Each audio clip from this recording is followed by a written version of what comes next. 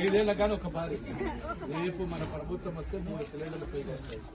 తర్వాత ఆర్టీసీ 18 ఏళ్ల వయసు దాకా 60 ఏళ్ల మధ్య కూతురు ఉంటే కూతురు, కోడలుంటే కోడలు, అత్త ఉంటే అత్త.